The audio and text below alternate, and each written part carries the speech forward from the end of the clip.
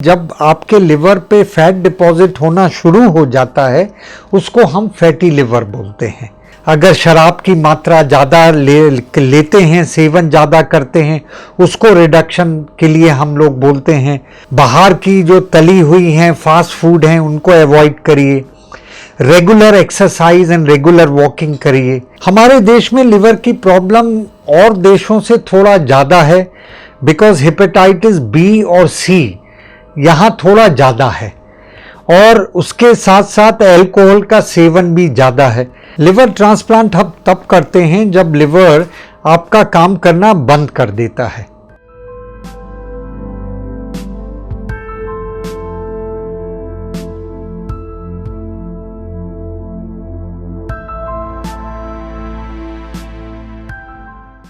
नमस्कार, मैं दीपा मेहता स्वागत करती हूं आपका फोकस चैनल के बॉडी क्लॉक कार्यक्रम में। हम इस चैनल के ज़रिए आपको बहुत सारी हेल्थ की टॉपिक्स पर डिस्कस करने के लिए मिलते हैं, बहुत सारी हेल्थ के इश्यूज़ पर बात करते हैं, बहुत सारे एक्सपर्ट से मिलवाते हैं। आज हम बात करेंगे लीवर पर। जी हाँ, जैसा कि हम सभी जानते हैं लीवर हमारे पेट में खाना पचाने का काम करता है, लेकिन इसका ये मतलब नहीं कि आप इसमें कुछ भी डालते रहें। लीवर हमारे शरीर का बहुत इंपॉर्टेंट पार्ट है। अगर ये ख़राब हो जाए तो इसको ट्रांसप्लांट करने तक की नौबत आ जाती है, यानी कि बदलने तक की नौबत आ जाती है। और ये कोई बहुत आसान नहीं होता। कई बार ये केस बहुत ज़्यादा बिगड़ भी जाते हैं। कई बार लीवर से जुड़ी इतनी ज़्यादा समस्याएं आ जाती हैं कि हमारे को डेली रूटीन्स के काम करने में दिक्कत आने लगती हैं, खाना खाने में दिक्कत आने लगती है, चलना फिरना उठना बैठना मुश्किल हो जाता है। मैं डॉक्टर सौमित्र रावत हूँ। मैं चेयरमैन एंड हेड हूँ सर्जिकल गैस्ट्रोएंट्रोलॉजी और लिवर ट्रांसप्लांट का सर गंगाराम हॉस्पिटल में, और मैं मेंबर कोर्ट ऑफ एग्जामिनर हूँ royal college of surgeons of England का। डॉक्टर, फैटी लीवर क्या होता है? क्या ये सही बात है कि हमारे देश में फैटी लीवर के मरीज़ बहुत ज़्यादा हैं? जो फैटी लिवर, जैसे कि मैंने पहले बताया था कि जब आपके लिवर पे फैट डिपॉजिट होना शुरू हो जाता है उसको हम फैटी लिवर बोलते हैं।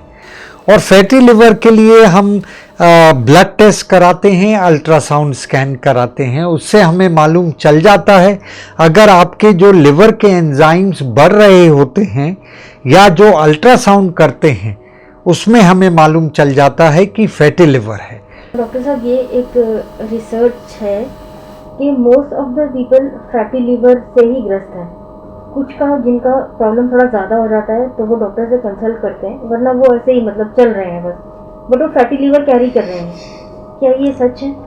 हाँ, काफ़ी ज़्यादा लोग जो कि ओबीज हैं उनमें फैटी लिवर के चांसेस ज़्यादा होते हैं। और कई बार ऐसा भी होता है, आपने किसी मरीज को अल्ट्रासाउंड के लिए भेजा किसी और कंडीशन के लिए और आपने देखा उसमें फैटी लिवर आ गया। तो फैटी लिवर के भी ग्रेड होते हैं, जैसे ग्रेड 1, ग्रेड 2, ग्रेड 3। उसमें डिपेंड करता है कि आपका कौन से ग्रेड में है, और आप फिर उनको थोड़ा लाइफस्टाइल मॉडिफिकेशन के लिए बोलते हैं।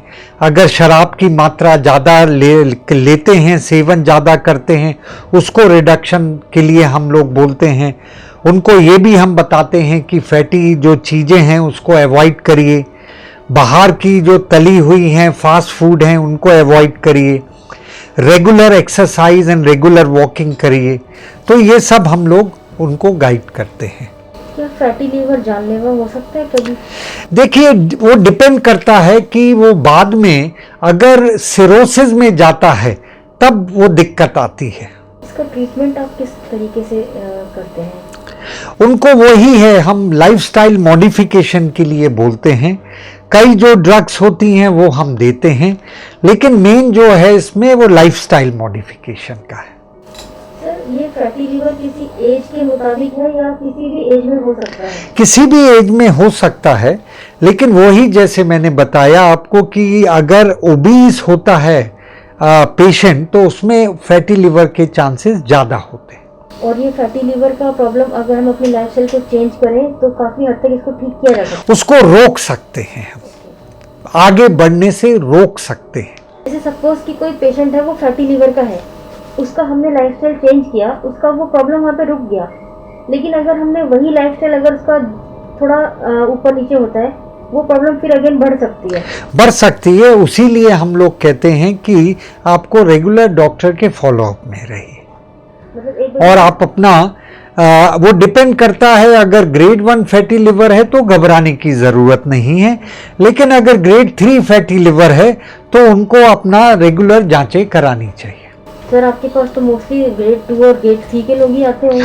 हमारे पास तो खैर वो वाले पेशेंट आते हैं जो एंड स्टेज लिवर फेलियर में होते हैं, जिनको कि सिरोसिस हो जाता है, जिनके कि पेट में पानी बन जाता है, जिनको कि खाने की जो नली है उसमें वेरिसेस बन जाते हैं, और वो वाले स्टेज के आते हैं जिनको कि ट्रांसप्लांट की ज़रूरत पड़ती है। और हमारे देश में देखा गया है कि खाने के लोग बहुत शौकीन हैं और अपना ट्रीटमेंट वो लोग हमेशा सेकेंडरी ही रखते हैं, फर्स्ट प्रायोरिटी पर उन लोगों का खान पान है।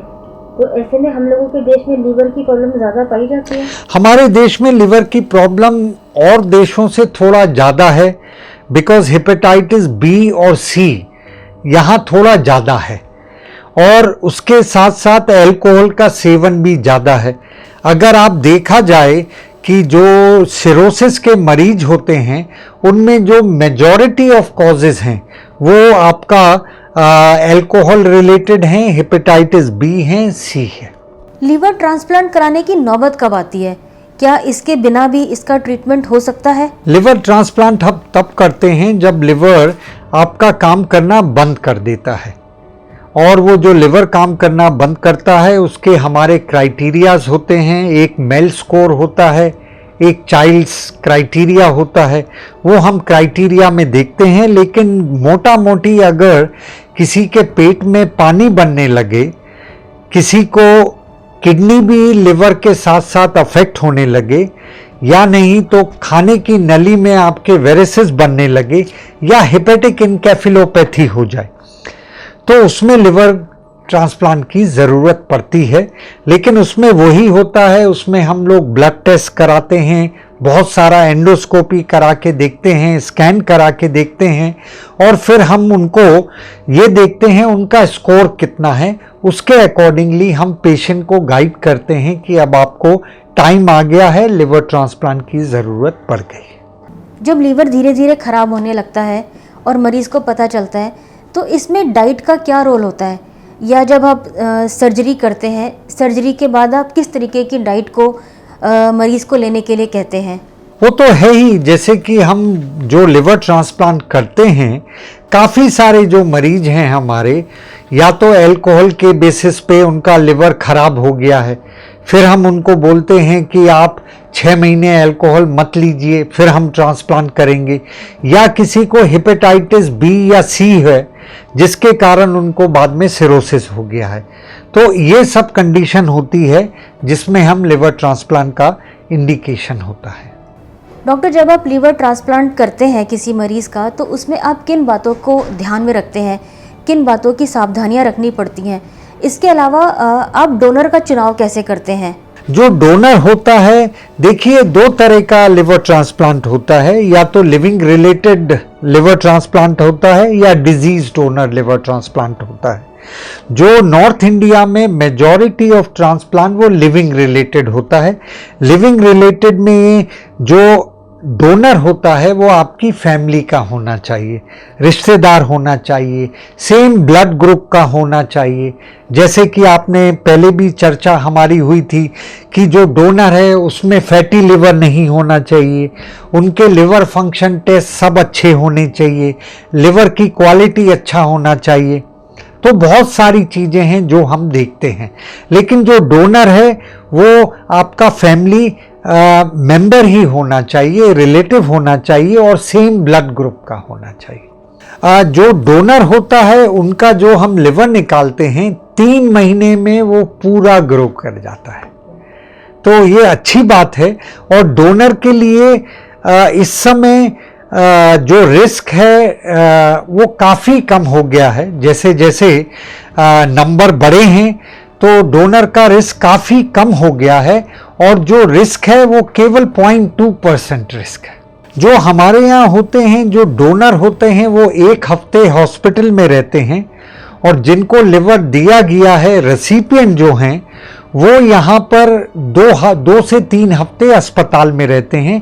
उस समय उनके रेगुलर ब्लड चेक होते हैं, पूरा एग्जामिनेशन होता है और पूरा उनको हम लोग जो पोस्ट ऑप पीरियड होता है उसको बड़ा हम इंटेंसली मॉनिटर करते हैं। सर, जिसका लीवर खराब था, जो पेशेंट था, आपने उसका लीवर ट्रांसप्लांट किया और उसको एक तरह से एक नया लीवर मिल गया है। बिल्कुल। तो वो मरीज भी उतना ही हेल्दी है जो डोनर हेल्दी था? बिल्कुल उतना ही हेल्दी होता है। और आजकल तो लिवर ट्रांसप्लांट का सक्सेस रेट 92 to 95% है। डॉक्टर, जब आप लीवर ट्रांसप्लांट करते हैं किसी मरीज का, तो उसमें आप किन बातों को ध्यान में रखते हैं, किन बातों की सावधानियां रखनी पड़ती हैं? हाँ, उनको इनिशियली 3-6 महीने काफ़ी प्रिकॉशन लेने पड़ते हैं, क्योंकि क्या होता है कि रिजेक्शन से बचने के लिए उन्हें मेडिसिन्स लेनी पड़ती है। उससे क्या होता है, उनका इन्फेक्शन होने का रिस्क थोड़ा बढ़ जाता है। इसीलिए उनको बड़ा संयम से अपना लाइफस्टाइल जीना होता है और इनिशियल 3 से 6 महीने उन्हें रेगुलर जो डॉक्टर्स होते हैं उनको कंसल्ट करना होता है। जब आप किसी मरीज का लीवर ट्रांसप्लांट करते हैं तो उस मरीज को ठीक होकर के और दोबारा अपने कार्य में जाने के लिए कितना वक्त लगता है? हाँ, वो जब एक बार उनका वो पीरियड निकल जाता है वो आम लोगों में जा सकते हैं। और उसके पहले क्या उनको कुछ अलग से रूम वगैरह बनाना पड़ता है? हाँ, यहाँ पर जो होता है हमारा सेपरेट रूम होता है, उनको हम सिंगल रूम में एडमिट करते हैं जिससे कि इन्फेक्शन का रिस्क ना हो। घर पे भी ऐसे रखना पड़ता है? घर पे इनिशियली।